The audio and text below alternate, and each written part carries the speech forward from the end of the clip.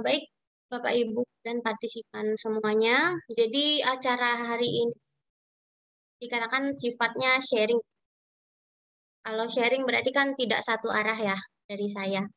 Jadi mungkin ada juga pengalaman yang bisa di-sharing dari Bapak Ibu sekalian, rekan-rekan mahasiswa sekalian, terkait dalam penerapan machine learning dan deep learning ini. Ya, pada hari ini yang akan saya sharing itu adalah pengalaman penelitian saya untuk menerapkan machine learning dan deep learning ini pada data image dan data teks. Jadi yang perlu mungkin saya sampaikan bahwa selama ini pengalaman saya memang kalau di bidang riset itu terkait di dalam pengolahan citra dan juga ada data teks. Nah, beberapa judul penelitian yang menggunakan machine learning ini itu saya usulkan sebagai usulan penelitian ke Hibah Dikti dan itu alhamdulillah diterima. Ada 8 judul penelitian yang semuanya itu menggunakan machine learning dan ada juga deep learning. Ada 8 skema PDP itu bersama tim, 7 skema PDP atau dosen pemula dan 1 skema terapan gitu. Itu menggunakan deep learning. Nah, jadi mungkin yang saya bahas itu pengalaman tersebut ya Bapak Ibu ya. Kemudian beberapa materi pembuka mungkin untuk membuat kita kembali memahami karena seperti yang kita tahu materi atau istilah machine learning, deep learning dan artificial intelligence ini kan lumayan sering kita dengar ya Bapak Ibu ya di dalam berbagai macam tulisan, jurnal, termasuk artikel-artikel ilmiah online ataupun majalah-majalah online juga ikutan membahas gitu ya. Jadi kalau yang saya tangkap itu takutnya kita mengalami bias dalam pemahaman. Nah, jadi dari pengalaman yang saya baca, jadi ada beberapa eh, apa namanya penjelasan yang membuat orang-orang itu mengalami kesulitan dalam memetakan sebenarnya machine learning, deep learning, artificial intelligence itu posisinya di mana gitu. Nah, jadi saya di sini merujuk ke buku Bapak Dr. Suyanto.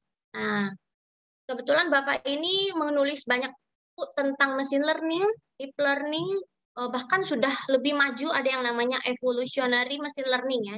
Masih baru sekali. Nah, Bapak tersebut merujuk ke jurnal-jurnal yang memang bereputasi dan saya yakin pasti valid. Nah, dari situlah saya coba untuk sharing dulu. Kita mulai memetakan sebenarnya sebelum kita masuk ya, nanti data teks dan data image itu posisinya di dalam deep learning, machine learning itu seperti apa. Nah, mungkin yang pertama sekali, eh, kalau sebagai orang IT atau dosen-dosen TI, saya yakin sekali pasti sudah tahu lebih dulu ini ya. Kalau kita orang informatika, kalau belajar matematika kan ada yang namanya matematika diskrit. Nah, di matematika diskrit ada yang namanya himpunan ya. Jadi ada materi tentang himpunan. Di himpunan ada yang namanya himpunan lepas, himpunan yang beririsan, himpunan yang saling bersatu atau bergabung. Ada juga himpunan bagian. Nah, hubungan antara machine learning, deep learning, dan AI ini adalah hubungan yang berbentuk himpunan bagian seperti yang bisa dilihat di gambar ini. Jadi yang paling besar itu adalah himpunan AI, kemudian di dalam AI ada yang namanya machine learning, di dalam machine learning ada yang namanya deep learning.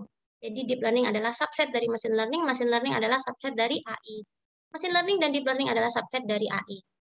Nah, mungkin itu pasti kita udah paham ya. Harusnya memang tidak boleh lagi kita mengalami bias. Kalau pengalaman sih jujur, kalau baca dari artikel-artikel atau majalah online yang ikut membahas itu bisa mengalami salah dalam memetakan ini.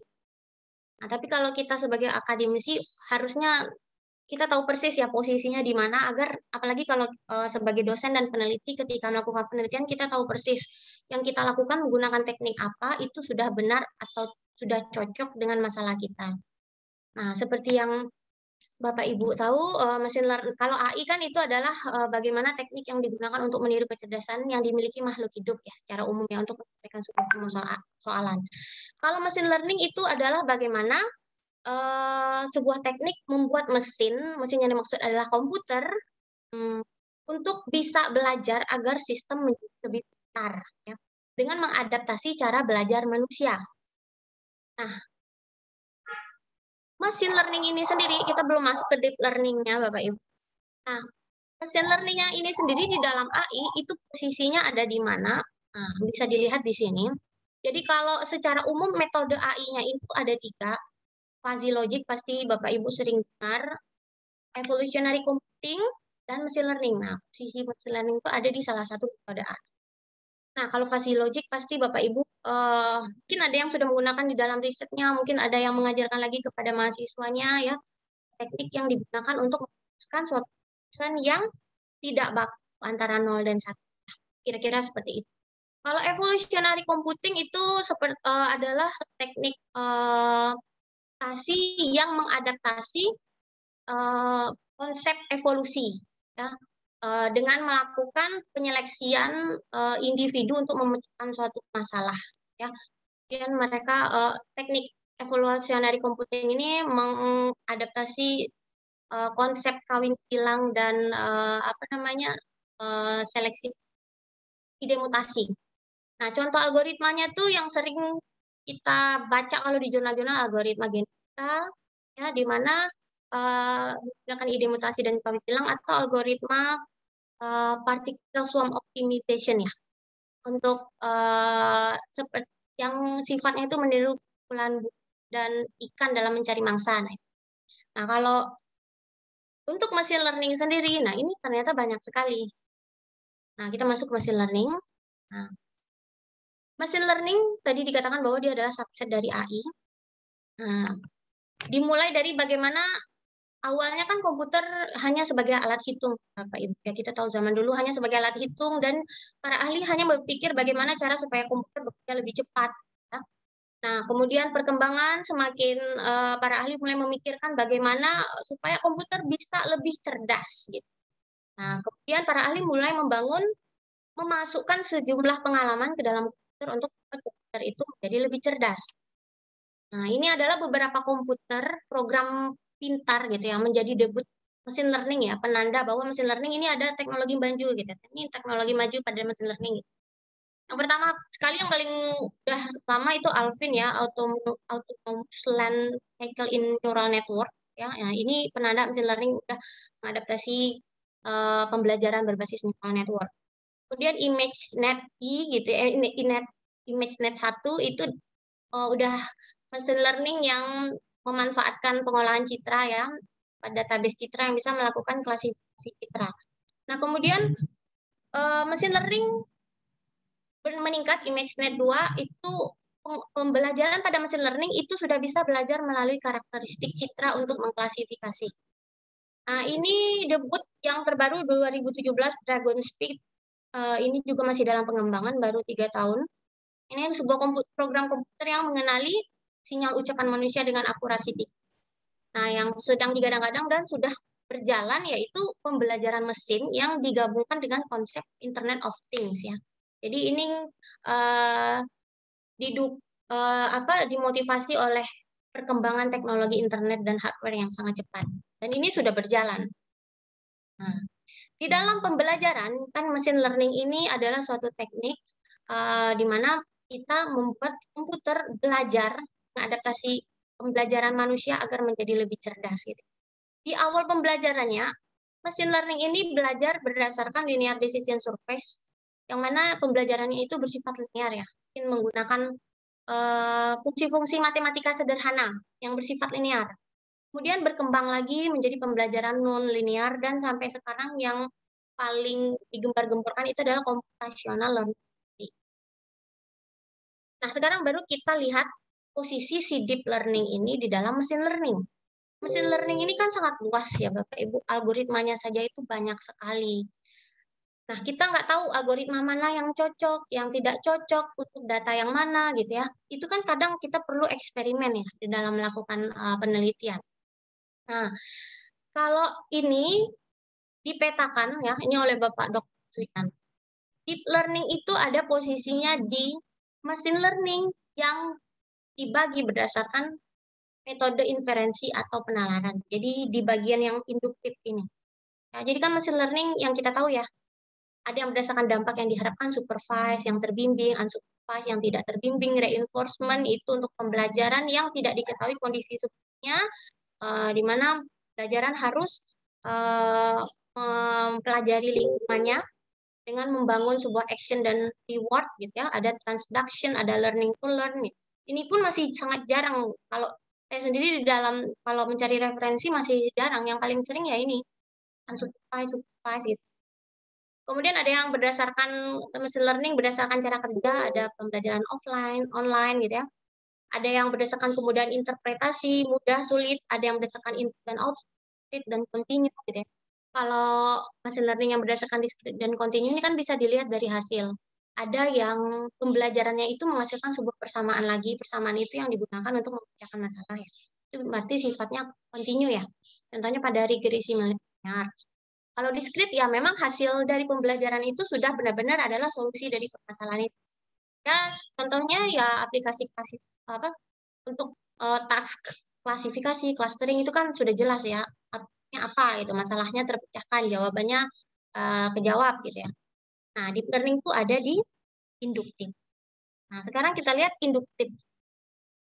Di mananya deep learning itu di dalam penalaran machine learning? Di mananya gitu.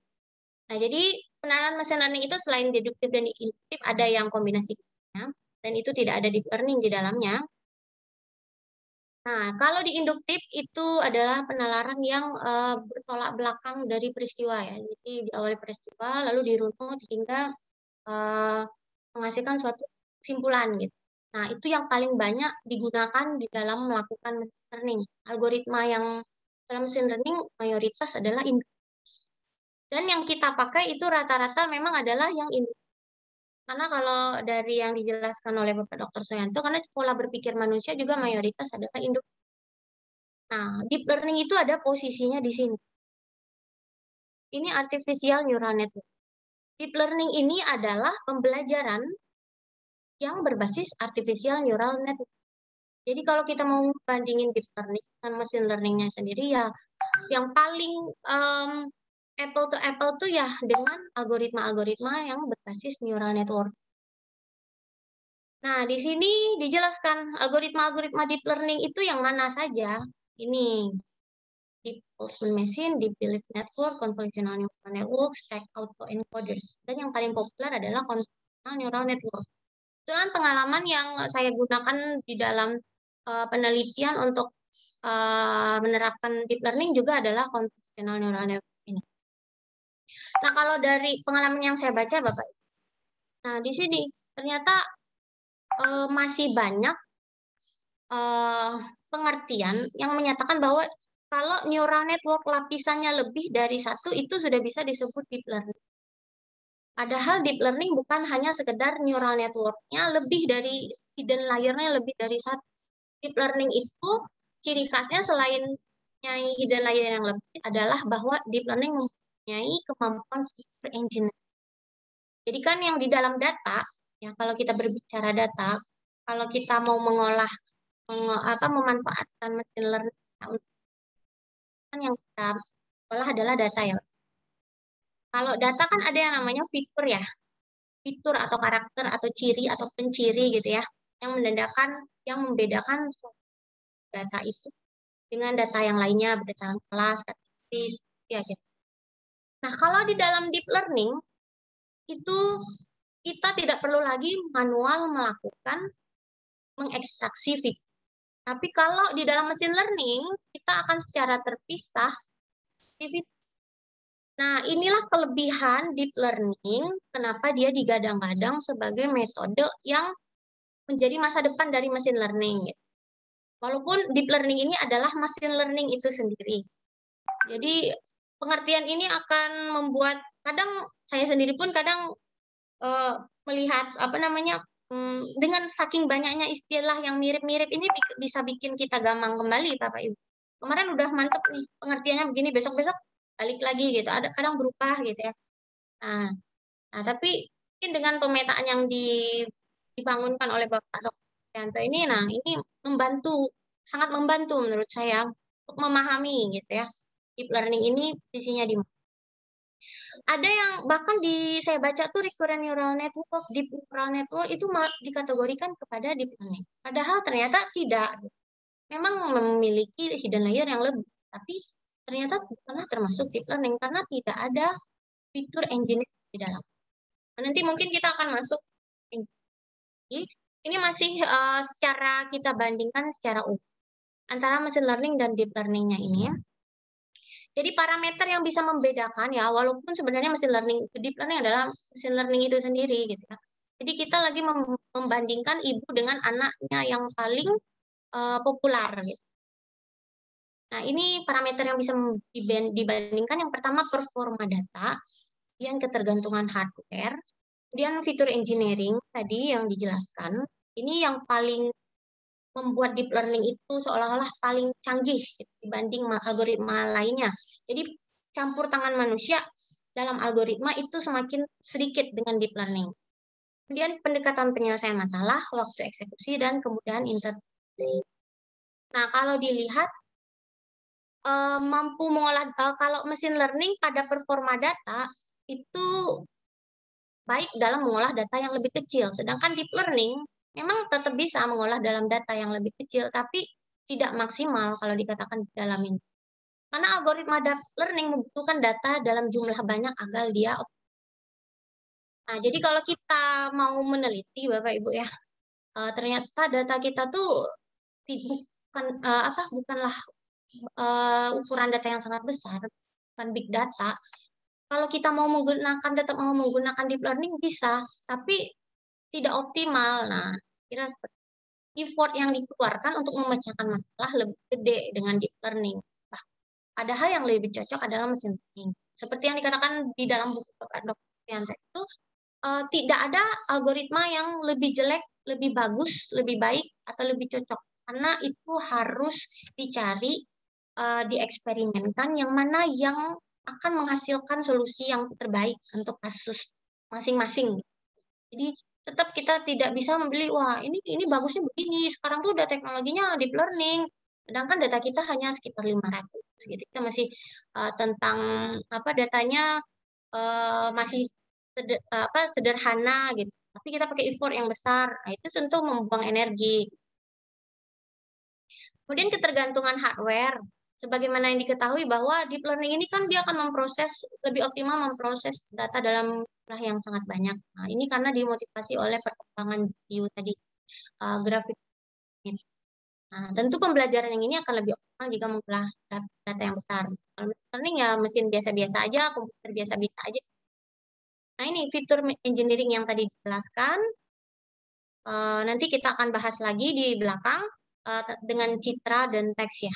Kemudian pendekatan penyelesaian masalah ini untuk machine learning itu disarankan untuk ketika kita membangun model riset, disarankan untuk memecah-mecah beberapa bagian di dalam machine learning. Tapi kalau dalam deep learning itu kita bisa memasukkan data, atau data yang telah diproses ya, bukan di ekstraksi tapi di proses, atau kalau dalam citra bisa di enhance atau di adjust. Nah, itu bisa langsung dimasukkan dengan layer-layer yang di dalam deep learning-nya. Kemudian untuk waktu eksekusi, machine learning itu bisa melakukan eksekusi waktu yang singkat gitu. Sedangkan deep learning lebih karena datanya lebih banyak tadi. Dan kemudian interpretasi, machine learning itu lebih mudah diinterpretasikan ya, misalnya dalam pesan. Tapi beberapa lain algoritma sulit untuk dipahami diinterpretasikan oleh manusia. Nah, baik, ini kita masuk ke data image. Di dalam kita membandingkan machine learning dengan deep learning. Nah, kalau inputan sebagaimana yang kita ketahui bahwa image itu representasinya di dalam matematika adalah matriks ya. Nah, data matriks di dalam pemrograman juga diolah dalam matriks array. Nah, kalau dalam machine learning kan kalau citra ini bisa dibedakan berdasarkan ciri ya Bapak Ibu. Nah, nanti ciri juga akan kita bahas, ciri di dalam citra itu apa saja gitu yang bisa menjadi sebuah penciri citra atau image. Nah, kalau dalam machine learning kita harus memisahkan proses ekstraksi fitur. Ekstraksi fitur pada citra itu bisa bermacam-macam. Ya, jenis fitur citra itu ada yang berbasis uh, shape, bentuk geometri. Ya, jadi sebagai penciri citra itu adalah bentuk. Ada yang berbasis warna, ya, jadi warna dari citra itu. Ada yang berbasis tekstur dari citra itu. Ya, jadi citranya sedemikian rupa diolah dulu, di-enhance dulu, ditipiskan dulu, diekstraksi edge detection, pinggirnya dideteksi untuk menghasilkan sebuah tekstur gitu. Nah, setelah bentukan representasi simpanan fitur-fitur itu baru dimasukkan ke dalam proses klasifikasi dalam mesin learning. Kalau mesin learning, baru kita outputnya apakah misalkan dari citra mobil ini si mesin bisa mengklasifikasi secara otomatis ini mobil atau bukan, ya secara otomatis. Nah, kalau deep learning, nah proses yang disebutkan tadi bahwa citranya harus diekstrak gitu fiturnya tipe-tipe yang tadi kita mau pakai tipe yang mana itu tidak perlu. Ya, nah nanti akan dilihat bagaimana prosesnya, kenapa tidak ada nanti. Nah di sini secara umum ya, ini pemanfaatan citra di dalam algoritma ya secara umum. Jadi citra itu biasanya tidak langsung diekstraksi fiturnya. Kalau ini kan ekstraksi fitur ada di sini, Pak. Jadi ini gambar input initial image. Ini ada preprocessing, ini ada segmentation, ini ada normalization. Tidak semua langkah ini harus dilakukan sebelum mengekstraksi citra. Ya, jika Bapak Ibu menggunakan machine learning. Pre-processing ini ya kan sebagaimana yang kita ketahui citra itu kan yang diambil dari atau dipindai dari alat belum tentu sempurna hasilnya. Ada yang mengalami noise, ada yang mengalami buram gitu ya, ada yang terkompres segala macam. Nah, dengan pre-process kita bisa memperbaiki kualitas citra itu agar hasil klasifikasi kita baik. Nah, sebagaimana yang kita tahu, mungkin Bapak Ibu tahu ya pre-proses citra itu apa saja yang ya, termasuk smoothing gitu ya, menghaluskan citra, termasuk apa lagi di Gaussian filter, di blurring, ada banyak ya, ada di negasi. Gitu. Nah, itu kan termasuk pre-process ya, yang mana ada beberapa pre-processing citra itu di-enhance ya, diperbaikin dengan berbagai macam teknik pre-process atau di-adjust gitu ya. Nah, segmentation itu adalah pembagian ya, memotong bagian-bagian yang dibutuhkan yang untuk diolah saja gitu. Karena kan citra yang dipindai belum tentu semuanya yang akan dipakai. Jadi bagian ini bisa dipakai, bisa enggak. Kemudian normalization itu adalah menormalisasi nilai nilai yang ada di dalam pixel citra. Ya, misalkan di dalam sebuah citra itu ada suatu nilai pixel yang nilai rentangnya itu sangat berbeda jauh dengan tetangga, kan citra metrik ya. Terus di satu titik itu nilainya jauh jauh berbeda dengan tetangganya ya, itu berarti kan ada sesuatu di citranya gitu ya. Nah, itu perlu dinormalisasi gitu. Jadi bisa saja dengan tetangga-tetangga dari citra yang bernilai jauh tadi itu kita rata-rata, itu salah satu caranya di rata-rata lalu dikirang nilai yang berbeda itu sendiri dengan nilai rata-rata tetangga. Itu salah satu cara. Ada banyak sekali teknik untuk normalisasi, sangat banyak. Nah, baru kalau citranya udah bagus, baru kita lakukan fitur ekstraksi tadi. Apakah kita mau menggunakan penciri tekstur, kontur, warna, bentuk, ya. Jadi ada banyak sebenarnya. Itu pun metodenya banyak lagi gitu. Dan tidak semua citra bisa digunakan fitur yang sama gitu. Ya. Nah, ini contohnya iris mata ya. Kalau di segmentasi berarti yang dibutuhkan adalah yang ini saja kan. Kita tidak butuh yang ini kan namanya sklera mata gitu-gitu ya. Kalau pak mata mungkin itu tidak dibutuhkan. Jadi kan mungkin untuk di risetnya diperlukan segmentasi gitu. Jadi ini adalah opsional, tergantung kan citranya sudah akan menghasilkan hasil yang baik. Nah, oke, next. Ini adalah fitur ekstraksi ya yang tadi dijelaskan. Jadi secara umum, kalau di dalam riset teknologinya masih terus berkembang. Ada color feature, shape feature, texture feature. Ini salah satunya fitur warna itu yang digunakan adalah histogram color moment correlogram gitu. Itu salah satu yang shape fitur ada region based method gitu. Nah, ini metode-metodenya. Ada yang contour based method, dan ada texture method gitu ya. Teksturnya spatial, spectral. Nah, yang pernah saya gunakan ini yang cukup sulit ya. Contour based method ini. Jadi kalau gambarannya tuh ya, analoginya tuh citra, Bapak Ibu. Citra wajah lah ya, anggap ya wajah. Citra wajah itu kan kalau ketika diambil ada pencahayaan ya, cahaya atas, kiri, kanan. Nah, itu aja sudah akan membuat komputer bingung kan, ini wajahnya pemiliknya siapa gitu. Nah, ketika ini kan kami tim riset ya, jadi kami membangun fitur kontur itu dengan memanfaatkan jadi citranya setelah dibinarisasi ya, citranya dibiner, diubah citra warna, diubah jadi citra hitam putih, dan citranya di tinning, di smoothing ya, biar tidak ada noise. Nah, lalu citra itu untuk ekstraksi fitur itu kami memanfaatkan polinomial ya, atau persamaan matematika yang pangkat banyak. Karena kan persamaan matematika itu bentuknya kalau kurvanya kan beragam ya. Nah, jadi dari gambar itu akan menghasilkan bentukan kayak kalau Bapak Ibu pernah lihat peta kontur, ya peta kontur, nah seperti itu output.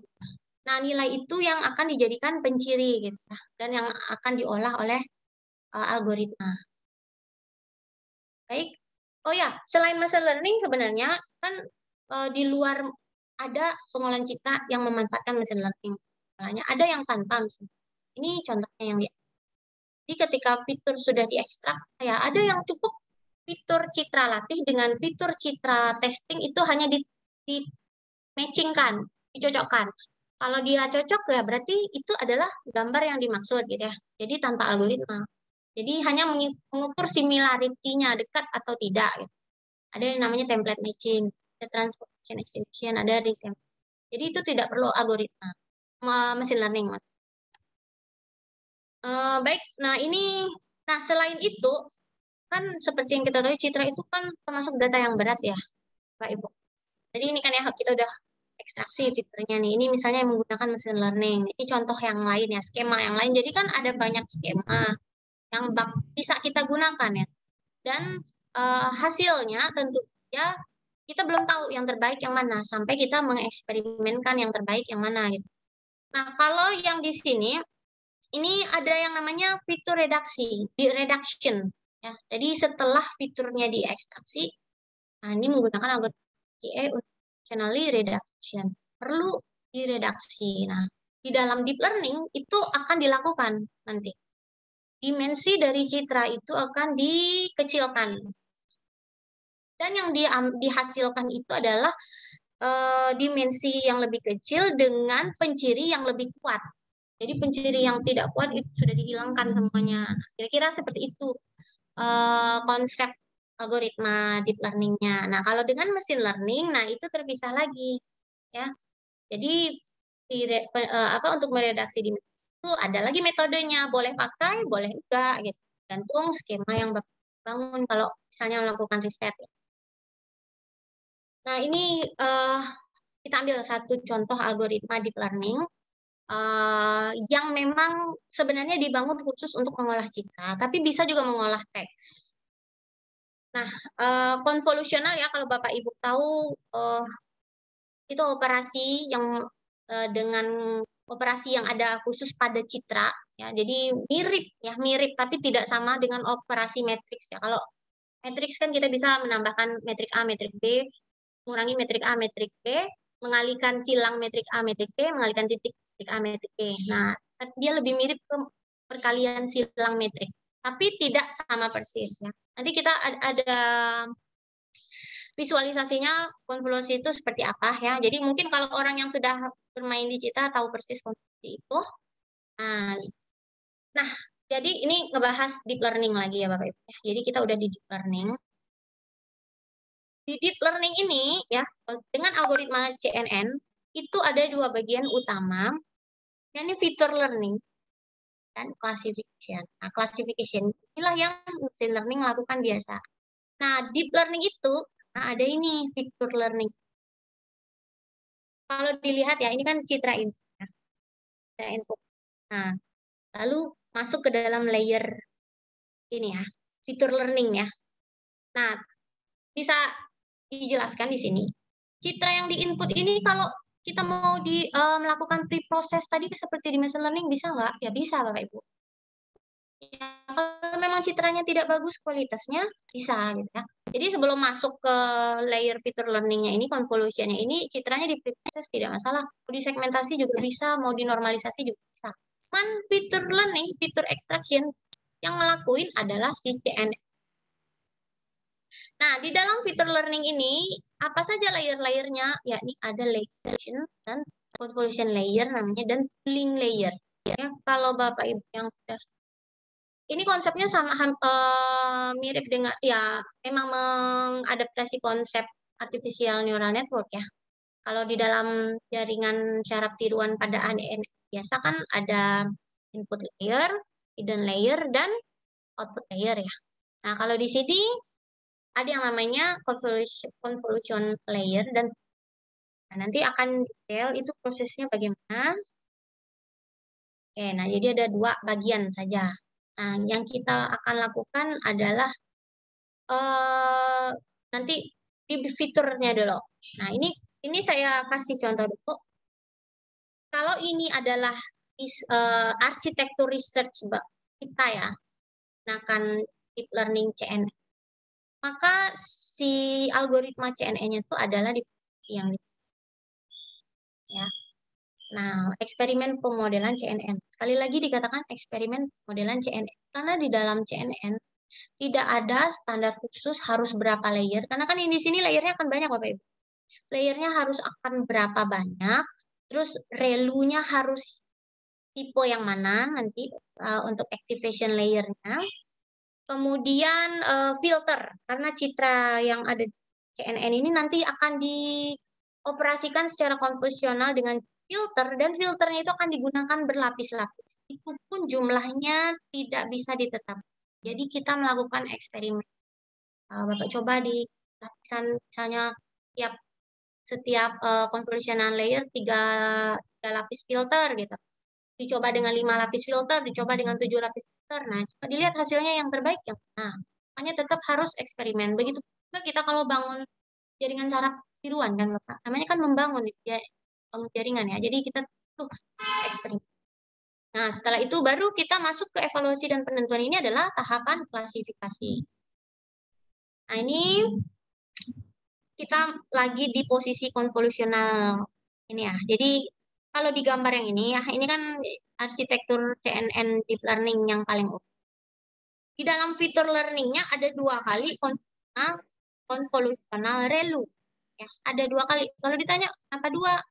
Ya, jawaban pastinya juga tidak ada. Ada yang boleh menjawab merujuk pada penelitian siapa gitu. Boleh juga saya mengeksperimenkan, saya mau cobain 2 gitu, atau 4 gitu. Boleh, tergantung hasilnya yang mana. Nah, di sini jadi kita lagi di sini, lagi masuk ke konvensional. Nah, ini adalah contoh citranya. Jadi yang akan dilakukan pertama kali, ini citra ya Bapak ya, ini citranya. Ini, nah ini ada input volume ya citra. Di sini direpresentasikan metrik ya.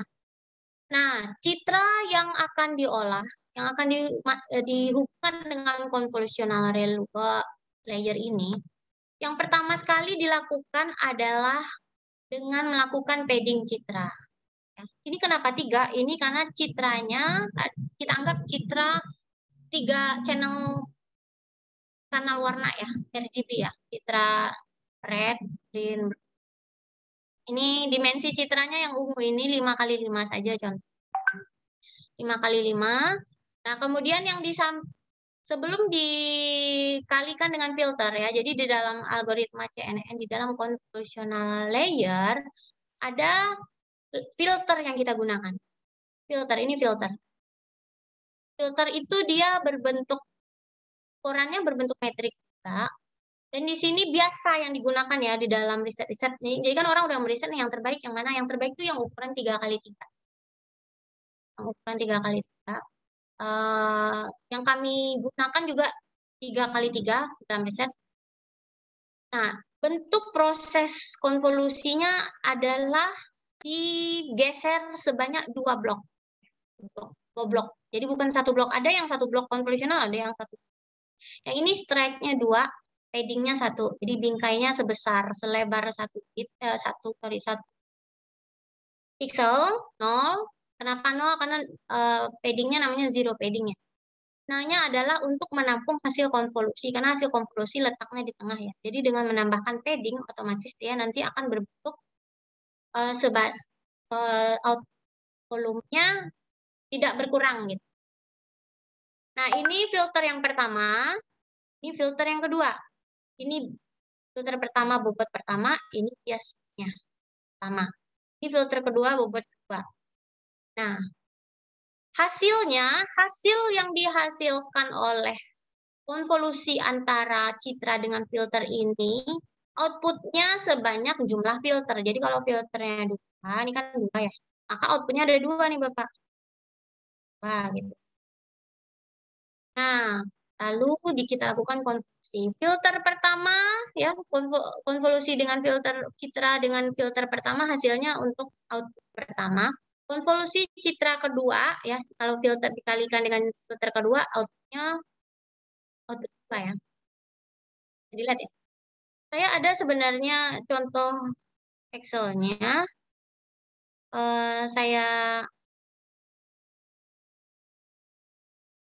Saya buka dulu Excel-nya sedikit ya Bapak Ibu. Mohon maaf, suara saya masih kedengaran nggak ya? Masih Bu. Masih. Ya, oke. Saya kira Lagi saya fokus dengerin Ibu terputus. nih. Ini Saya kira jadi saya terputus terlena gitu. mendengarkan. Menarik. Oh gitu ya. Iya Bu, menarik. Kita cuma sama-sama belajar aja sih. Oke, ini Ibu ya. Jadi langkah pertamanya tadi kan padding-nya ditambah citra pertama ditambah padding.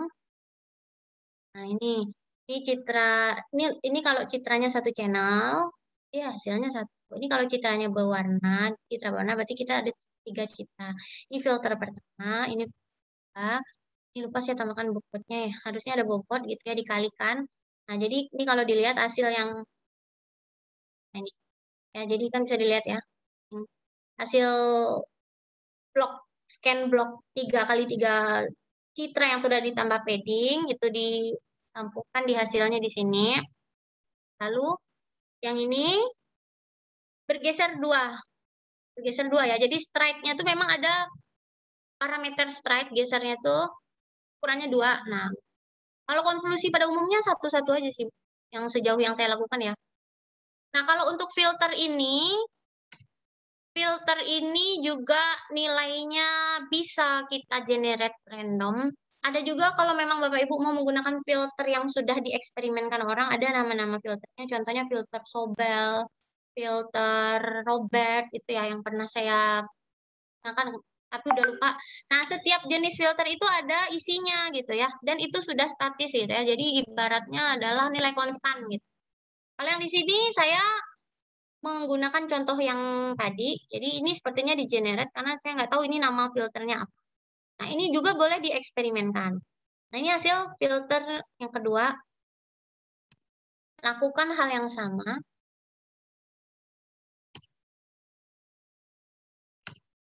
Nah, setelah itu pada channel green dan channel blue dilakukan hal yang sama. Setelah itu baru kita jumlahkan ya untuk mendapatkan 2 output final tadi itu adalah bahan dari ketiga channel yang telah dikunci. Nah, sekarang setelah didapat outputnya, langkah berikutnya adalah kita terapkan ini bias yang tadi. Kita lakukan hal yang sama dengan beberapa kali filter. Ini kan udah dapat outputnya. Lalu Bapak hasil yang output ini dikalikan lagi sama filter gitu. Dan harus sama konstan filter berikut. Ya maksudnya jumlah filternya. Kalau ini kan 2 ya. 2 lapis ya. Nah, berarti 2 lapis lagi gitu ya. Nah, hingga terbentuk yang namanya activation map. Nah, setelah terbentuk activation map, baru kita lakukan relu. Memasukkan fungsi aktivasi ya. Sebenarnya fungsi aktivasi itu kan untuk mengurangi tingkat kenonlinearitasan dari pembelajaran itu ya. Karena kan tipe machine learning ini adalah pembelajaran nonlinear algoritmanya. Nah, yang digunakan itu pada umumnya adalah si aktivasi relu, rectifier linear unit pun TAN. Saya share lagi kembali ke slide. Nah ini, yang biasa digunakan kan Bapak Ibu tahu ya, ada sigmoid, TAN, ReLU gitu ya, Leaky, max out, tapi yang paling sering digunakan itu adalah TAN dan ReLU ya. Kalau TAN berarti nilai yang di bawah 0 itu dicari nilai TAN-nya, kalau ReLU jika nilainya di bawah 0 maka dia diubah menjadi 0. Nah, jadi nilai yang ini nih, metrik yang output anggaplah udah terbentuk activation map, terus inilah output akhirnya gitu ya. Nah, berarti ini akan berubah menjadi 1, 0, 0, 2, 0, 0, 1, 3, 3, gitu ya. 7, 2, 11, 4, ini nggak berubah. Nah, kita udah masuk ke sini nih. Kita udah masuk sini. Nah, setelah kita masuk di sini, ya, ini kan outputnya udah di relu ya. Kita lakukan pooling layer. Pooling layer itu seperti kita lakukan pooling. Ada 2 tipe pooling yang paling umum dilakukan, yang satu average pooling, yang satu lagi max pooling. Dan dari hasil riset ya, kayak orang udah lebih dulu mengeksperimenkan ini algoritma ini. Nah, pooling layer itu ukurannya itu 2x2. Jadi ini anggaplah citra kita tadi ya, yang output. Tadi kan kita 3x3, ini contohnya 4x4. Nah, ini dibagi 2x2. 2x2, 2x2, kali 2. Kalau dia 3 berarti ya tetap ini 2x2, sisanya yang ini dipakai ini. Jadi tetap dipakai 2x2, genap atau ganjil out. Nah, ini adalah hasil pooling. Jadi gunanya pooling ini adalah mereduksi dimensi citra. Tadi kan citra kita anggaplah ya, anggap 4x4 begini ya tadi, walaupun hasilnya 3x3 direduksi jadi lebih kecil, hanya 2x2. Yang diambil adalah nilai pixel yang mewakili fitur. Tujuannya itu. Nah, kalau average pooling itu yang diambil dari ukuran dibagi kan 2x2 ini, yang diambil nilai average ya. Dari 21, 8, ditambah 8, ditambah 12, tambah 19 bagi 4 gitu ya. Kira-kira sekitar 15 gitu. Taruh hasilnya di 15. Di 2x2 berikutnya, di antara keempatnya ini rata-rata kira-kira average-nya 9 gitu ya. Ini rata-rata kira-kira average-nya 12. Ini di ujung rata-rata kira average-nya 7. Kalau yang ini begitu, ini max, nilai max yang diambil. Di antara 2x2 ini yang max mana? 21, 8, 12, 19, tentu aja nilai yang paling maksimal 12 ya. Sorry, 21. Jadi yang diambil, taruh di sini, di metrik yang udah diputing di 21. Di sini 12, ini 18. Nah, berarti kita udah masuk di pooling ya. Kita lagi di sini nih. Nah, setelah keluar metrik poolingnya kan citra lagi udah semakin kecil ya reduksinya. Kita ulangin lagi Bapak Ibu, masuk lagi ke konvolusional, kita masukin lagi, kita bangun lagi. Berarti kita balik lagi ya. Nah, ini kan kebetulan karena citranya kecil ya, 5x5. Kalau citranya ukurannya 1000x1000 pixel, pasti walaupun udah berulang kali ya tetap aja kan, gede kan citranya. Ini kan contoh aja. Nah, kita lakukan lagi hal yang sama, kita relukan lagi, setelah filternya diulang-ulang lagi, kita terbentuk activation map tadi, terus direlu lagi, ya kalau ada nilai-nilai minus, lalu di pooling lagi. Di 2-2 kali, kalau di arsitek yang ini 2 kali. Kalau yang kami pernah lakukan tuh 4 kali gitu. Nah, baru setelah itu, anggaplah ya, ini adalah final dari pooling. Nah, final gitu ya. Kita masuk ke sini ya. Jadi ini contoh-contohnya tadi, ini di metrik, di filter, konvolusi, di relu, di pooling, di filter lagi, filternya juga di lapis-lapis yang ini ya sebenarnya. Lalu di konvolusi, di relu, lalu di pooling lagi. Nah, ini output kita. Nah, sebab yang ini kita udah di sini nih. Udah mau masuk ke klasifikasi ya. Kita lagi di sini nih, hasil yang ini nih. Mau di flatten namanya. Jadi hasil output yang ini mau di flatten. Di flatten itu bentuknya seperti ini. Ini citra yang tadi ya. Lengkap lah ya. Tadi walaupun di contoh yang if sebelumnya itu kan 3x3. Ini di flatten itu ya tinggal diubah aja sih baris kolomnya 6271 sekian sekian sekian sampai ke bawah ya. Ya, singkat saja. Nah, baru kita bangun fully connected layer seperti pada ANN pada umumnya. Kalau inputan biasanya kan kalau contoh-contoh sederhana ke mahasiswa paling 2 ya. X1 ke X2 gitu ya. Nah, kalau ini ada hasil dari yang itu berarti X parameternya ada 16. Untuk satu data. Nah, lalu kita bangunkan hidden layer-nya mau pakai yang mana, terus mau diaktifasi pakai apa. Sama seperti ANN pada umumnya. Nah, lalu baru kita lakukan softmax ya, seperti pada ANN umumnya. Ya, biasanya pakai algoritma soft. Nah, itu untuk citra pada deep learning. Kalau pada machine learning berarti ya tinggal, ini kan kita ngebandinginnya yang sama-sama berbasis jaringan saraf ya. Jadi kalau machine learning ya terpisah kan.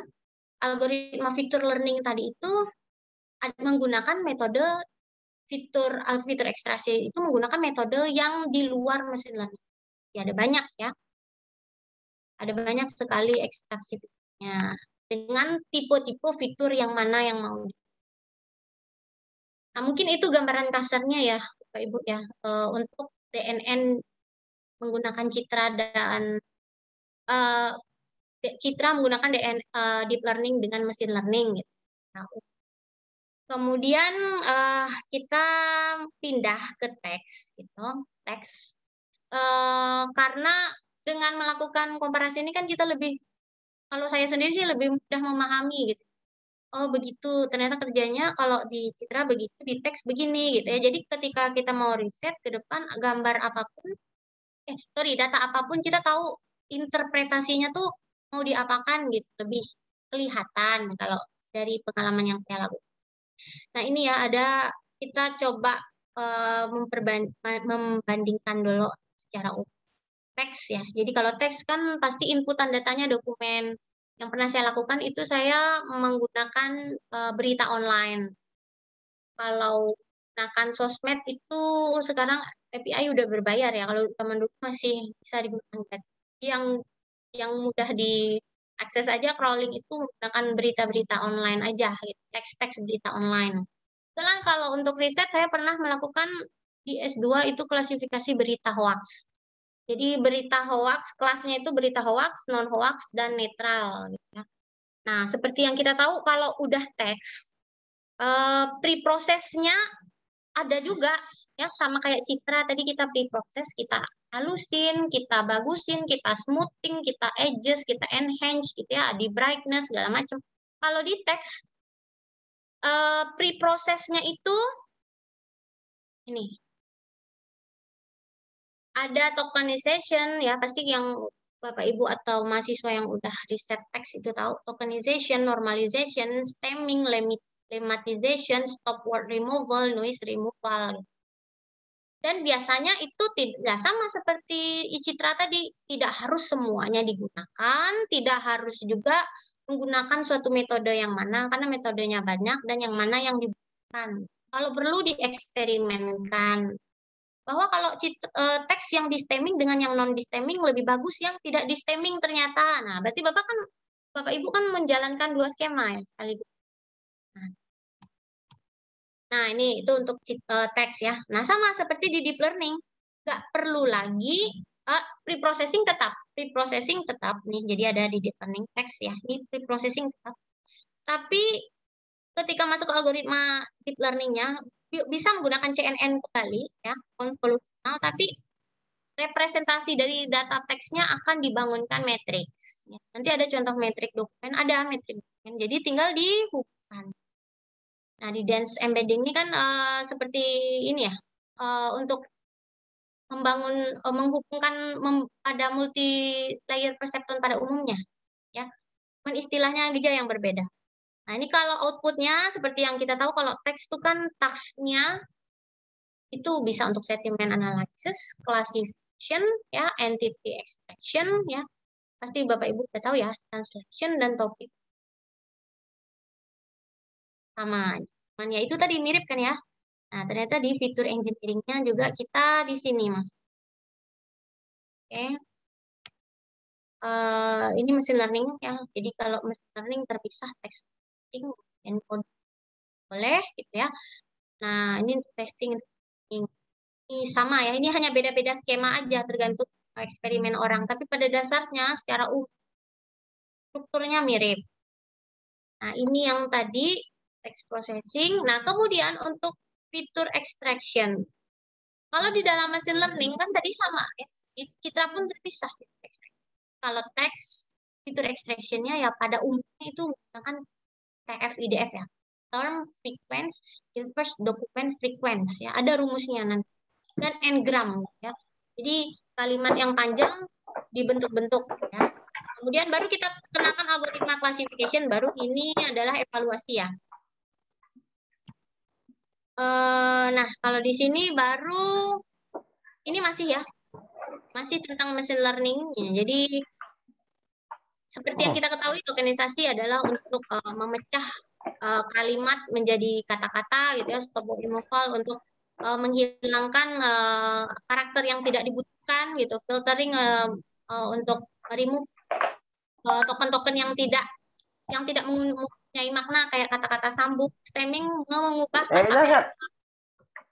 mengubah kata menjadi kata dasar, kemudian n-gram itu untuk mengkombinkan atau mengkombinasikan suku kata menjadi tapel-tapel. Nah, tinggal ya. Jadi fitur. Nah, ini untuk contoh fitur extraction yang biasa digunakan dalam machine learning ya, pada teks. Ada TF-IDF, ada n-gram. Dan outputnya itu adalah bobot ya. Nah, kalau bisa dilihat. Ini anggaplah ini frekuensi kata A. Ini frekuensi kata B. Ini frekuensi kata C. Gitu. Ini kata ya Pak Bapak ya. Jadi ini dokumen. Anggap kita nih contohnya cuma 3 dokumen kita. Ya kan kalau kita penelitian kan dokumennya banyak ya, ratusan misalnya. Kalau ini 3 aja. Nah ini misal kata saya adalah manusia, anggap ya. Dokumen pertama saya ada, dokumen kedua nggak ada, dokumen ketiga ada gitu ya. Nah, ini adalah misalnya di dokumen pertama ada, di dokumen kedua nggak ada, ini nggak ada. Ya ini manusia ya. Di dokumen pertama nggak ada, dokumen kedua ada, di dokumen ketiga ada 3, ada 2 misalnya. Lalu kita hitung gitu ya. Kayaknya ada yang salah itu. Kemudian kita lakukan D per DF-nya, rumusnya. Jadi total dibagi jumlah dokumen ya. Ya, jumlah dokumen ya, DF-nya 3 ya. Nah, 3 per total bobot kata yang jumlah frekuensi kata, jumlah dokumen dibagi jumlah frekuensi kata 1,3 1,5. Lalu kita inverse. Inverse-nya ini adalah nilai log dari ini. Nah, baru setelah itu didapat nilai inverse-nya. Nah, kita lakukan perkalian ya TF dengan ID-nya ya. 1,6 dengan term frequency pada dokumennya. Dapatlah yang ini. Lalu barulah kita dapat di setiap kata. Pada seluruh dokumen ya, ini pada seluruh dokumen. Nah, inilah yang bisa menjadi fitur kata yang akan diolah oleh machine learning. Oleh machine learning ya. Nah, kalau di dalam deep learning, ini kita belum selesai, ini TF-IDF, ini n-gram. N-gram berarti kita memecah kalimat ya. Kalau unigram berarti dia terdiri dari satu kata, ya satu suku kata itu yang dipakai gitu ya. Kalau bigram kita pecah jadi dua suku kata. Kalau trigram misalnya ya, bisa bermacam-macam sampai 3 sampai 4 gram gitu ya, ini 3 gitu. Ini contoh saja, lalu di count. Nah, nilai hasil perhitungannya ini dalam dokumen itu adalah sebagai bobot yang akan Nah, ini ada tadi ekstraksi fitur ya Bapak Ibu ya. Jadi fiturnya diekstrak dari teks dokumen. Selanjutnya, kalau di dalam mesin learning ada yang namanya fitur selection. Gunanya fitur selection ini adalah untuk meningkatkan akurasi mesin learning.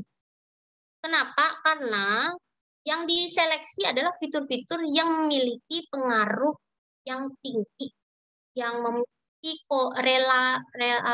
relevansi tinggi dengan kelas dokumennya. Jadi untuk menghitung itu ada metode-metodenya. Yang pernah saya pakai ini, kebetulan yang pernah saya pakai ini information gain, chi-square, kemudian mutual information. Nah, ini rumus cara menghitung. Kan dapat dilihat ya. Jadi kita bisa metrik dokumen ya. Nah, ini kalau information gain ada rumusnya, panjang sekali rumusnya, jadi saya nggak tampilin, tapi mutual information ini cukup singkat.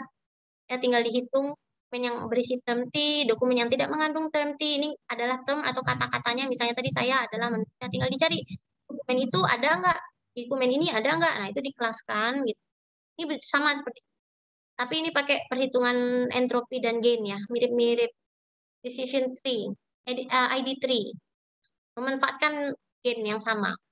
Ini chi-square juga ada rumusnya, kemudian yang paling sederhana itu fitur selection ya dokumen frequency. Jadi kalau di dalam dokumen itu paling tinggi katanya ya, itu adalah kata yang paling memiliki relevansi tinggi dengan kelas. Misalnya ini, tinggal dihitung dokumen 1, kata saya adalah manusia nih, anggap ya, contoh kan ya, jadi agak. Nah ini paling tinggi ternyata misalnya nih, kata saya. Nah nanti semua kata yang ada di dalam dokumen dihitung gitu. Code-nya ini tadi pakai metode ini. Nah, untuk menseleksinya, Bapak Ibu sorting, lalu setelah disorting boleh dipilih. Misalnya kita eksperimen lagi. Saya mau ambil 1000 kata yang bobot tertinggi dengan metode ini gitu.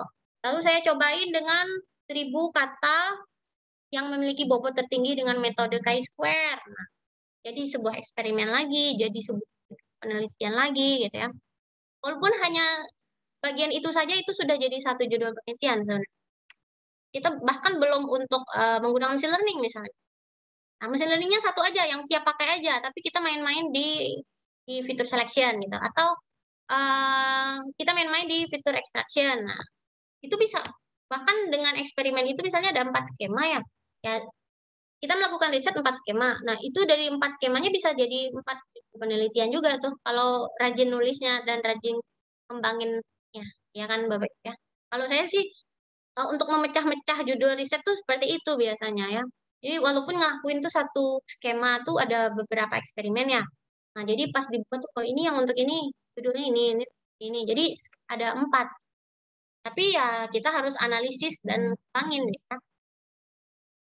Nah ini kalau data teks di dalam deep learning. Nah tadi mirip ya.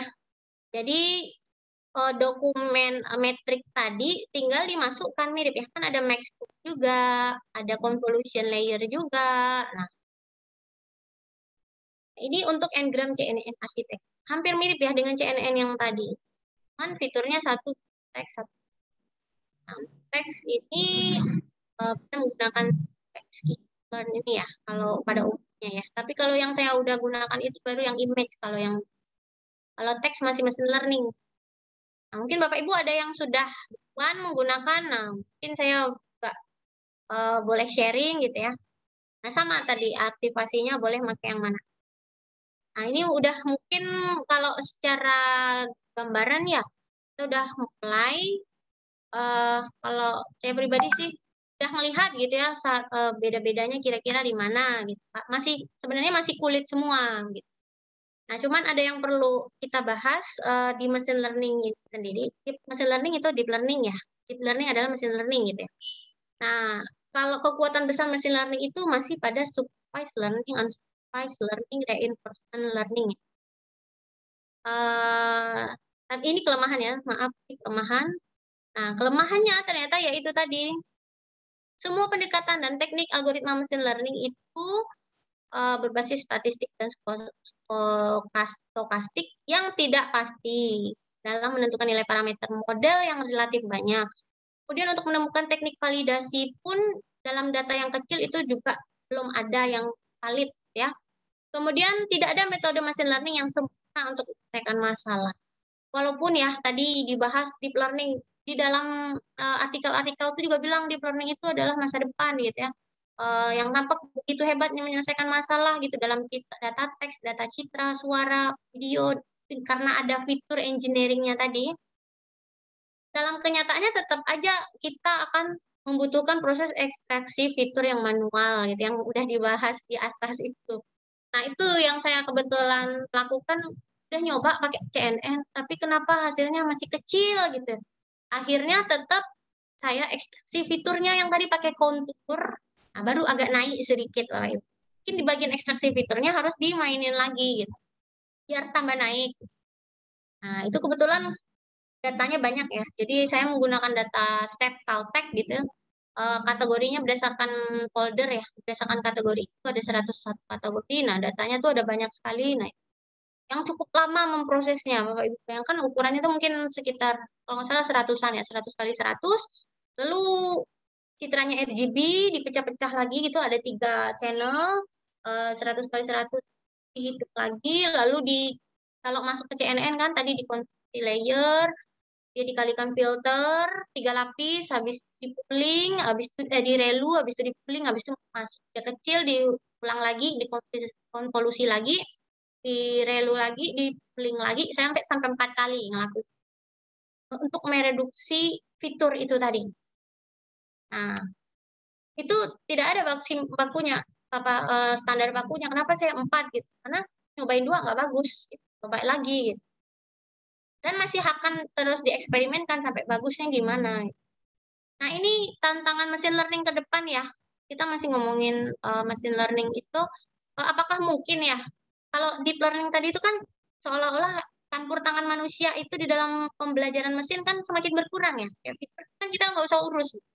Tapi apakah mungkin ke depan tuh benar-benar ada model yang otonom tanpa campur tangan manusia tadi?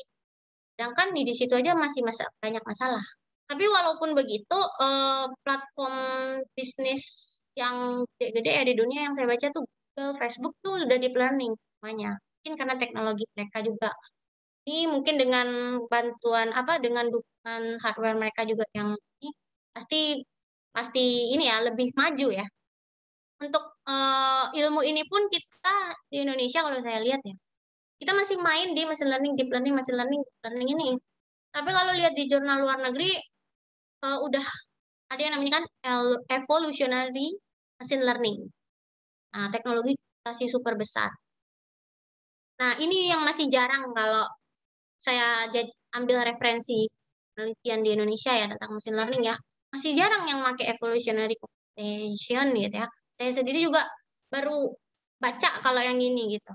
Clustering ada evolutionary-nya, assembling learning, reinforcement learning gitu ya. Binary deep learning. Nah, kita aja deep learning baru mau ini gitu ya.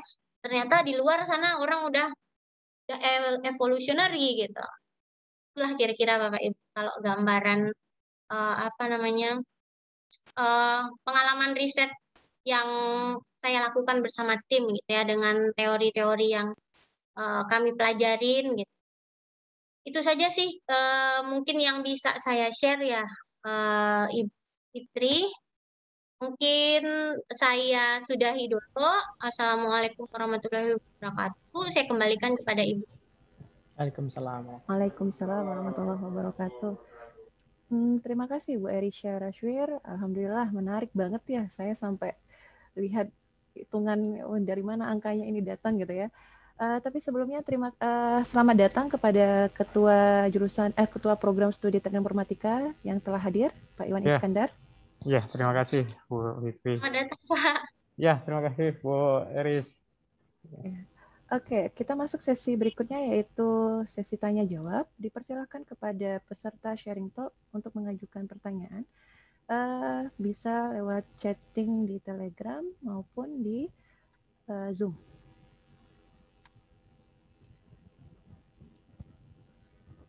Oke, udah ada? Oke, Bu Erisha, kayaknya kita sambil menunggu nih. Saya ada pertanyaan nih Bu. Wah. Tadi kan menarik banget. Iya, kita santai aja ya Bu ya. Bisa ya Bu. Iya. Menarik banget Bu dari penyampaian tentang machine learning versus deep learning gitu ya. Karena kan sama-sama learning jadi kadang orang ngira sama aja gitu ya Bu ya. Tapi tadi penjelasan Ibu bahwa deep learning juga merupakan subset dari machine learning itu sendiri gitu ya Bu ya. Oke. Kalau misalnya memang subset dari machine learning, kira-kira apakah semua arsitektur atau apa yang dimiliki oleh machine learning itu dimiliki oleh deep learning? Oh, baik. Kalau dari yang kami lakukan ya nih karena sharing tadi ya. Bagian dari algoritma deep learning tadi contohnya yang CNN ya. Itu ada di dalam deep learning itu di dalam CNN. Si machine learning ANN itu ada di dalam CNN. Iya, benar. Apa yang dipunyai oleh deep learning belum tentu dipunyai oleh ANN. Kelebihannya itu di situ. Engineering tadi kan. Oh, berarti dari proses yang sebelum masuk ke yang tahapan apa tadi arsitektur si ANN tadi itu ya Bu? Iya, iya. Nah, di situ kecanggihan deep learning kan di situ.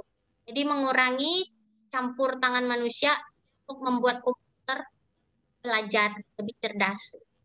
Oke. Berarti makin tambah besar ya pekerjaan dari komputer kita ya. Kalau speknya Iya, tidak Bu. mencukupi bakal lama itu ya prosesnya ya. Iya. Itu memang kalau yang dari saya pelajari memang menjadi kendala ya, apalagi kalau data citra, Bu ya. Sejauh yang kami lakukan ya, karena kebetulan ngolah dataset. Jadi dataset itu bukan citra, isinya ratusan ribu, mau diolah pakai deep learning yang dia mencari sendiri fiturnya, itu kami ya butuh bantuan gitu dari tambahan ini. Berarti harus ada super komputer lah paling tidak ya Bu ya. Oke. Nyewa private server gitu juga ada. Yang terjangkaunya itu gitu. Kalau bisa cloud computing ya lebih bagus kali ya Bu ya. Kalau yang saya lihat ya Bu ya di kampus-kampus yang aktif risetnya deep learning itu memang punya super memang dimodalin gitu. Alhamdulillah kita juga ya Pak Iwan ya. Wah ya, kalau kami belum ada. Insya Allah kita Wah, keren. Amin. Oke Bu, ini ada pertanyaan berikutnya dari Bapak Jasril ya. Assalamualaikum Bu Erisha. Saya mau bertanya, pada deep learning ada istilah feature engineering. Apakah masing-masing algoritma deep learning sudah memiliki metode untuk feature engineering tersebut atau terpisah? Oh, kalau yang dari arsitektur deep learning umum ya Bu ya, deep learning umum itu ada. Dikatakan deep learning itu karena ada dua bagian utama itu tadi, fitur engineering itu yang mana dia melakukan feature selection dan classification-nya itu. Nah, itu yang nggak dimiliki machine learning. Yang membuat deep learning primadona itu ya karena dia ada itu. Oh, begitu ya. Jadi punya terpisah sendiri ya. Ada yang terpisah maksudnya itu ya dari yang besar tadi itu ya, Bu ya. Itu tadi pertanyaan ternyata dari Bu Elvia Budianita, Pak Jasril yang di atas. Ini pertanyaan Pak Jasril nih. Apakah penentuan berapa banyak feature yang akan digunakan setelah proses feature selection cukup dicoba-coba saja atau ada aturannya, Bu? Bisa diulang, Bu? Apakah penentuan berapa banyak feature yang akan digunakan setelah proses feature selection cukup dicoba-coba saja atau dieksperimen tadi, atau ada aturan khusus untuk mengaturnya gitu? Ya, jadi maksudnya ini mungkin mau menggunakan tipe fitur yang mana, berapa banyak gitu ya. Nah, dengan menggunakan metode fitur ekstraksi yang mana gitu ya. Ya, apakah kita coba-coba saja atau kita ada aturannya nih harus pakai metode feature yang ini, selection yang ini, atau kita coba-coba aja deh. Kalau untuk memvalidasi di dalam riset ya Bu ya, biasanya kan kita menggunakan rujukan riset yang sudah duluan melakukan sejenis. Nah, kalau misalnya kita mau melakukan eksperimen, ya kita boleh tambahkan, nah kami ingin mencobakan ini pada tipe ini dengan algoritma yang sebelumnya digunakan orang untuk fitur yang sebelumnya berbeda. Gitu. Jadi itu menjadi suatu hipotesis di riset kita kan. Jadi nggak ada sih sebenarnya aturan ya. Bahkan teknik mana yang cocok itu pun aturannya, standarnya itu nggak ada. Bu. Kita coba ya Bu ya, eksperimen yang lebih tepatnya ya Bu ya. Ya, Banyak eksperimen. Oke, apa ada lagi pertanyaan Bapak Ibu? Saya bertanya lagi nih Bu, boleh ya Bu? Oh iya Bu. Untuk validasi kira-kira menggunakan apa ya Bu? Tadi kan udah dapat tuh ya hasil dari outputnya tadi kan udah dapat misalnya tadi metrik 3 gitu ya, 3x3. Itu kita untuk memvalidasi bahwa hasil itu sama dengan fitur kita yang tadi di awal, itu bagaimana menggunakan apa ya Bu? Ya. Untuk validasi kan pastinya untuk validasi akhir ya Bu ya, hasil akhir gitu ya. Setelah semuanya diselesaikan, misalnya untuk klasifikasi ya. Nah, kalau deep learning itu sendiri kan itu tadi sama ANN itu kan banyak kan untuk klasifikasi. Kalau klasifikasi kan biasanya kita pakai confusion matrix, terus yang di dalamnya ada menghitung akurasi juga bisa ya. Untuk yang paling sederhana, kemudian ada precision recall kalau teks ya. Terus kan agak berbeda kalau teks dengan citra ya. Nah, kalau citra bisa confusion matrix, positif, negatif. Ya masih yang umum pada mesin learning itu bisa digunakan kalau yang saya baca. Berarti sama saja Walaupun ya, Bu, tetap ada pernyataan bahwa tidak ada juga teknik validasi yang benar-benar valid gitu. Tetap ada pernyataan seperti itu gitu ya. Masih Tapi tetap di eksperimen ya Bu ya. Sejauh yang udah dilakukan orang ya kita lakukan karena kita bisa katakan ini adalah merujuk ke penelitian sebelumnya, menuju ke ini bisa seperti itu. Ini ada pertanyaan lagi Bu dari ketua lab kita nih, kepala lab kita, Pak Avandes. Sekarang banyak kursus atau bootcamp untuk machine learning dan deep learning di pasaran via online ya, misalnya kayak Udemy dan lain-lain itu ya Bu ya. Isinya konsep plus tutorial menggunakan Google Colabs atau tools sejenis. Namun lebih dominan isi tutorial penggunaan tools, lebih pada toolsnya gitu ya. Apakah memungkinkan untuk melakukan deep learning dengan benar tanpa dasar konsep yang yang jelas ya, yang kuat gitu? Oke, baik Bu. Jadi saya juga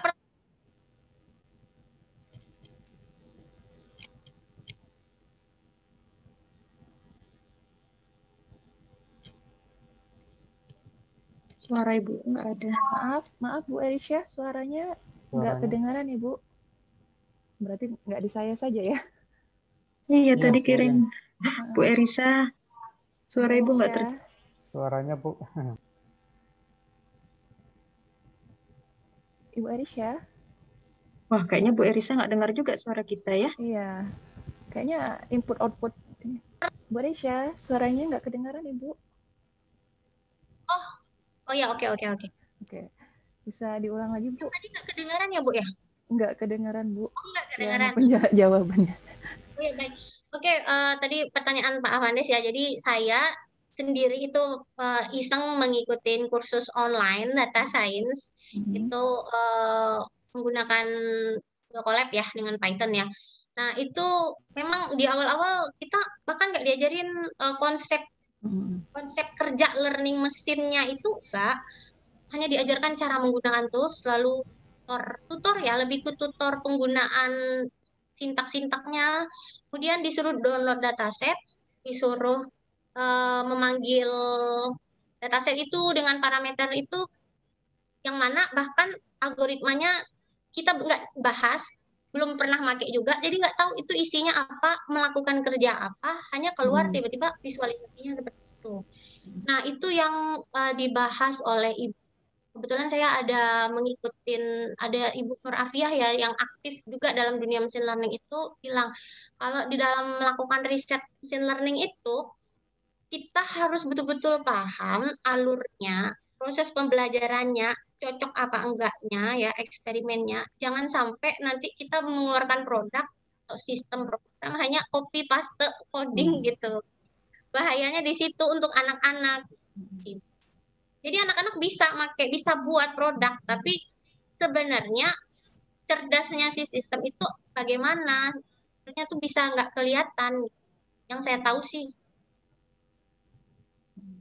Karena kebanyakan anak-anak sekarang pakai tools ya Bu ya. Jadi masukkan data gitu ya, terus dijalankan toolsnya, dapat outputnya ya sudah gitu. Tanpa tahu basicnya itu dia gimana sih, fungsi aktivasinya menggunakan apa sih gitu kan, apakah cocok dengan Iya. data inputannya juga nggak diperhatikan kadang ya Bu ya, default aja Iya. dipakai yang dari tools biasanya seperti itu. Iya. Ada lagi yang mau bertanya? Ini ada yang raise hand. Alan Maulana ini mau bertanya, Pak Alan? Iya Bu, mau bertanya tentang deepfake.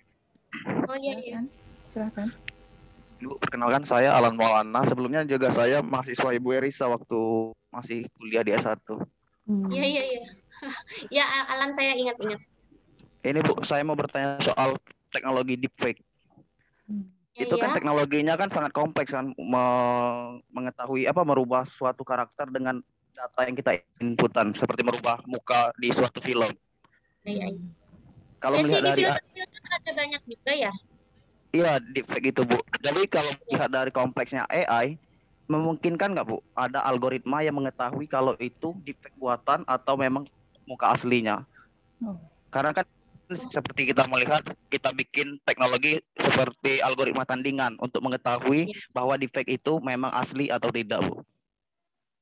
Iya. Kalau sejauh ini ya, misalnya yang analisis ya, misalnya ada perlu dianalisis nih video asli atau palsu gitu ya.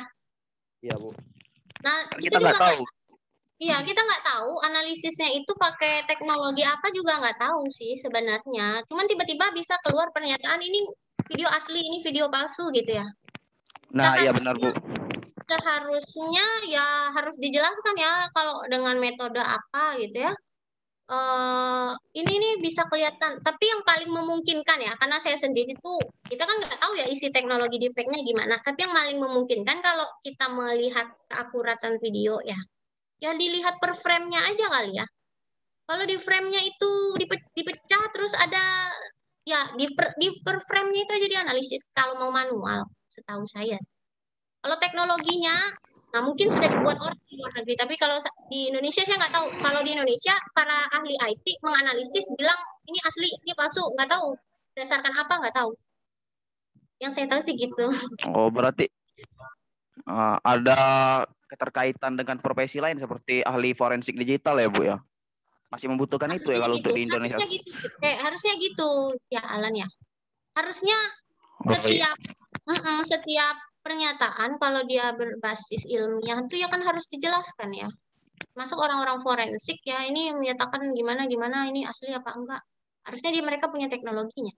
Tapi ya itu Indonesia di dalam computer vision, image programming masih jauh, memang masih jauh.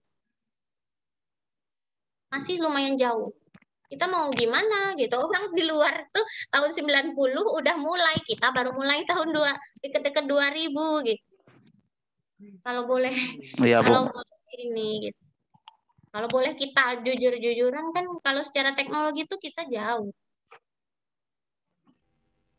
Ya, makanya karena melihat itu kan kita masih sering ketipu sama video-video deepfake. Apalagi kalau kaum awam yang ngelihatnya Bu, nggak tahu teknologi itu sendiri.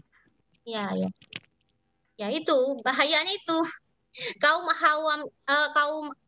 awam pun harusnya mempelajari teknologi karena kan kita hidup di dunia teknologi.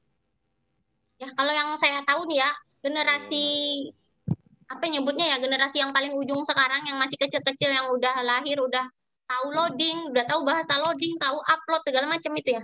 Generasi X apa Z ya apa Y. Nah, itu mereka harus yang saya baca ya, mereka harus dibekalkan STEM ya. STEM itu science, technology, engineering dan matematik. Itu untuk mereka menghadapi dunia di masa depan. Jadi kita harus kalau mau anak-anak kita di dunia masa depan itu bisa bersaing ya kira-kira STEM itu penting.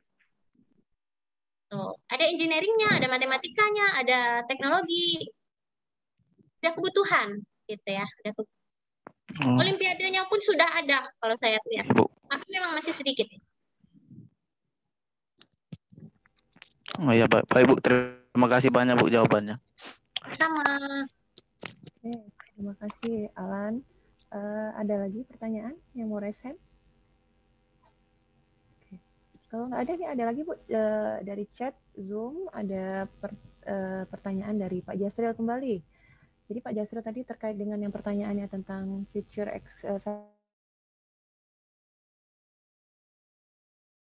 selection tadi, apakah ada kita coba-coba atau ada metode terpisah gitu ya? Pertanyaannya, dimisalkan kita punya data 1000. Apakah dengar suara saya? Agak putus, Bu. Oh, terputus Agak ya, Bu. Maaf. putus, agak-agak. Maaf ya, Bu. Ya, jadi pertanyaannya adalah, misalkan kita punya 100 feature, kemudian kita lakukan seleksi feature, dari hasil seleksi kita mendapatkan urutan nilainya. Jadi dari hasil seleksi itu kan ada urutan nilai-nilainya tuh, Bu ya. Nah, kemudian pertanyaannya adalah berapa feature yang akan kita gunakan untuk proses klasifikasi. Nah, jadi berapa banyak yang akan kita pilih kira-kira untuk proses klasifikasinya. Ya, threshold angka batasnya ya. Ya, itu kalau yang saya lakukan, Bu, ya, dengan bimbingan saya, waktu itu saya tesisnya, misalnya nih teks waktu itu teks ya sama Ibu Dr. Ayu, ya itu jadi Ibu Ayu itu ahli NLP Indonesia ya di ITB. Lumayan lah, Ibu tuh punya apa namanya yang memang ngurusin tentang NLP aja gitu. Nah, waktu saya menseleksi fitur itu saya tetapkan misalnya segini, Bu. Oh ya, tidak masalah. Batasnya kamu boleh eksperimenkan. Kamu ambil dari semua tanpa seleksi, lalu kamu bandingkan dengan di random, ada pakai BFS, ada pakai greedy gitu. Terserah. Boleh ditambahkan teknik itu, Bu. Mau di greedy, mau dianuin semuanya, mau disortingin. Teknik sorting juga beda-beda ya, walaupun bobot sama. Ya misalnya ada beberapa kata nih, bobot sama, Bu. Tapi dengan teknik sorting yang berbeda itu bisa urutannya beda. Bobotnya padahal sama. Jadi tentu aja hasilnya beda kan. Nah, itu bisa dieksperimenkan. Berarti tetap aja ya, kembali lagi ke AI itu larinya ke eksperimen aja ya, Bu ya. Tapi dasarkan dari penelitian-penelitian sebelumnya sebagai rujukan kita ya, Bu ya. Sebaiknya ya kalau di dalam riset kan kalau kita nggak ada rujukan kan nggak enak ngomongnya, Bu. Iya benar. Gitu ya. Oke, Bu, ini lagi masih ada, Bu ya. Pertanyaan dari Bu Elvia Budianita ini karena beliau ini memang basic-basicnya di AI ya, Bu ya. Jadi pertanyaannya, apa perbedaan dari feature learning sama feature extraction? Dan apakah dimensional reduction termasuk dari tahap feature engineering? Ya, kalau feature learning itu sendiri ya, Bu ya, berarti otomatis ya, otonom. Ada deep learning. Sedangkan kalau feature extraction, sebenarnya kerjanya mirip, Bu. Cuman kalau di deep learning, dia otomatis yang lakuin algoritma deep learningnya. Kita nggak ikut campur tangan lagi, kita masukin aja datanya ya, yang udah diproses, yang memang udah siap dihubungkan dengan jaringan konvolusional tadi. Kalau feature learning ya, biarlah dia mempelajari bagaimana learning fitur yang dia gunakan yang mana gitu ya. Kalau extraction ya itu tadi kan, kalau di istilah di machine learning terpisah ya. Kita bisa menggunakan metode macam-macam gitu. Ada banyak sekali metode fitur extraction yang bisa diadu juga gitu ya. Teks lain lagi, di citra lain lagi gitu ya. Nah, kalau untuk dimensionally reduction apakah termasuk tahap fitur engineering? Iya, Bu. Karena di dalam deep learning fitur engineering-nya itu si pooling tadilah yang melakukan di pooling layer. Itulah dia yang melakukan dimensionally reduction. Tapi kalau di extraction fitur manual ya, kita tambahin lagi, Bu, algoritma dimensionally reduction ya, kayak PCA gitu ya tadi ya. Nah, kalau di fitur engineering pooling yang lakuin.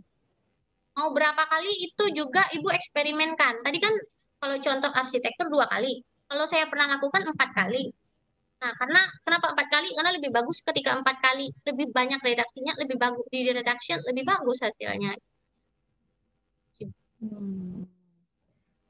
Masalah, jadi hasil dari fitur engineering tadi, yang dari pooling tadi itu, mereka dari hasilnya itu otomatis, atau ada yang kita nentuin, misalnya nanti metriknya 3x3 atau berapa gitu, enggak ya, Bu ya? Enggak, Bu. Biasanya kalau untuk deep learning, pooling itu sudah di riset yang bagus 2x2. Sudah ada risetnya, udah ada jurnalnya. Jadi ada parameter tuh kalau kita di Python-nya ya, ada parameter paddingnya 1 gitu ya. Kalau pakai CNN tuh ada parameter stride-nya, gesernya itu 2, parameter pulley-nya 2x2 gitu. Ya kalau mau dicoba juga sebenarnya nggak masalah sih, Bu. Dinaikkan misalnya 3x3. Tapi yang terbaik hasilnya, hasil riset 2x2. Ada perisetnya, saya nggak ingat, Bu. Oke, berarti defaultnya itu 2x2 gitu ya, Bu ya? Iya, yang Bawaannya terbaik dari yang sudah IAL. dicobain. Kayak Relu ditetapkan sebagai yang terbaik. Tuh. Karena udah dicoba orang lebih dulu. Oke, apakah ada lagi yang mau bertanya? Ada yang mau langsung raise hand?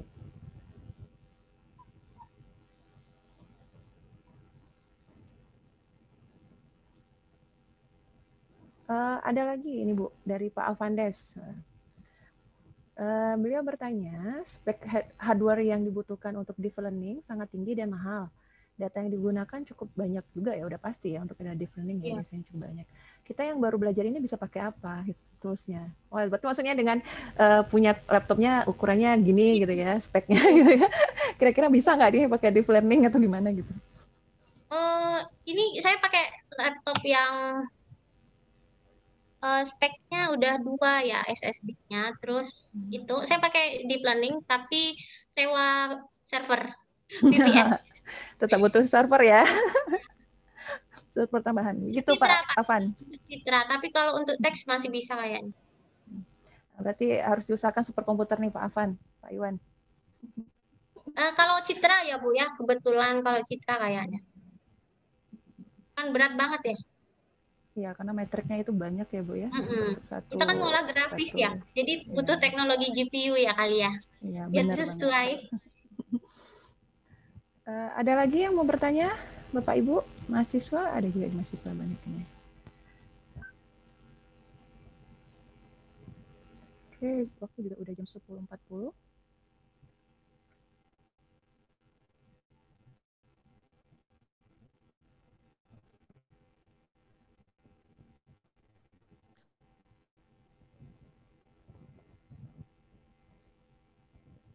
Apakah ada?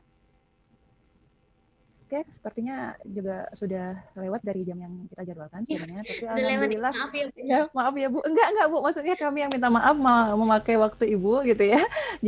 Harusnya sampai jam 10.30 karena menarik Bu. Karena ini bagian dari AI kan. Beda dari tadi yang kita belajar tentang machine learning, kemudian ada deep learning, dan di kita juga mahasiswa masih nggak terlalu banyak, masih mulai udah lagi bersemangat mereka dengan deep learning-nya tentang CNN lebih tepatnya. Karena kita juga punya dosen nih yang memang tertariknya di CNN. Oke, kalau tidak ada pertanyaan lagi, saya bacakan kesimpulan dari sesi kita ini. Alhamdulillahnya kita sudah mendapatkan sedikit ilmu tentang apa itu, tentang machine learning versus deep learning, dengan beberapa contoh dari Bu Erisha Rashwir yang sangat bagus ya, sampai diperlihatkan perhitungannya gitu ya. Dan tentu saja kita membutuhkan spek komputer atau server ya yang lebih bagus untuk kasus-kasus tertentu, contohnya untuk Citra. Karena dengan banyaknya data Citra bentuk metrik yang harus diolah, apalagi dengan arsitektur dari si differentnya sendiri yang kita harus banyak uji cobanya di sisi dari Relu dan lain-lain. Dan setiap metode tersebut, deep learning maupun machine learning, mempunyai kelebihan dan kekurangannya tersendiri. Walaupun yang dicatat tadi bahwa nanti semuanya akan diusahakan otonom, tangan manusia itu tidak terlalu ikut campur dalam pemrosesan, tapi kita lihat nantinya apakah hasilnya negara kita bisa ikut bersaing untuk penelitian terkait machine learning dan deep learning ini. Oke, alhamdulillahirrabbilalamin. Tiba saatnya kita di penghujung acara. Terima kasih atas perhatian dan kerjasama peserta Sharing Talk 3 Teknik Informatika UIN Suskaryau. Terima kasih atas kerjasamanya. Saya ucapkan pantun. Berakhir sudah Sharing Talk kita. Moga bersua di masa depan. Andai ada tersalah kata, salah silap mohon dimaafkan. Apabila dalam penyampaian terdapat salah kata dan kekurangan, saya selaku moderator meminta maaf yang sebesar-besarnya. Terima kasih kepada Ibu Erisha Rashwir, kepada Bapak Ketua Prodi Teknik Informatika, kepada Bapak Iwan Iskandar, dan kepada Bapak Muhammad Afande selaku Kepala Lab Teknik Informatika UIN Suskaryau atas kesempatannya pada pagi hari ini. Kita bertemu kembali insya Allah pada sharing talk yang keempat yang akan direncanakan berikutnya. Terima kasih atas kehadirannya Ibu dan rekan-rekan semuanya. Harta semakin hari semakin habis, tapi ilmu semakin hari akan pastinya bertambah. Wabillahi taufiq wal hidayah. Wassalamualaikum warahmatullahi wabarakatuh. Waalaikumsalam warahmatullahi wabarakatuh. Terima kasih Bu Erisha. Terima kasih Bu Erisha. Bu Fitri Insani, Pak Avandes. Terima kasih Bu Fitri, Pak Ya, Avandes. sama-sama Mbak Ibu. Riti. Terima Ya. kasih. Ya, terima kasih kasih, Bu. Bu. Terima kasih Bu. Ya, izin live Bu. Ya Bu. Terima kasih. Ya Bu, terima kasih Ibu.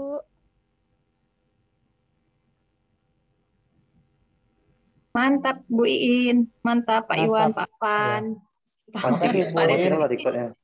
Ya. Bu Iin tadi kaget suaranya kok berubah, lagi cari-cari mana. Kok jadi bagus ya suara Bu Iin Ini ya? efek ini, tolong. Oh, Pesan satu lah kalau gitu Bu Iin. Sama Wanto. keren Ini, Bu. Bisa Ini mendadak ini. besok di SNTV. Pak. Afan ini mendadak. Besok jadi moderator ya katanya. Hah? Moderator apa? Saya pesan headsetnya lah Bu Iin. Pantun-pantunnya. Jadi bagus. Suaranya bagus berubah aja. ya Ibu ya.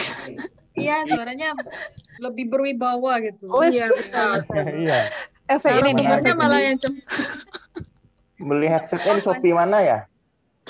nanya. Apa karena kabelnya udah kelihatan ya? Maaf ya, baru join, baru ingat loh, sumpah ya Allah. Aduh, Ca. Iya Bu. Nanti ada rekamannya, Ca. Hampir Ada hampir nggak rekamannya, keluar kata tadi Uwin. Ini dari dia Iya. kan. Ini siapa host ini masih direkam loh. Oh iya, Oh. izin izin Lip. Masih direkam. Pak, Pak Vandes, Izin matikan live ya, rekamannya. Bapak-bapak Ibu. Ya. matikan rekamannya nih, Bang Wanto. In live ya, sukses ya In, maafin lupa Iya. tadi.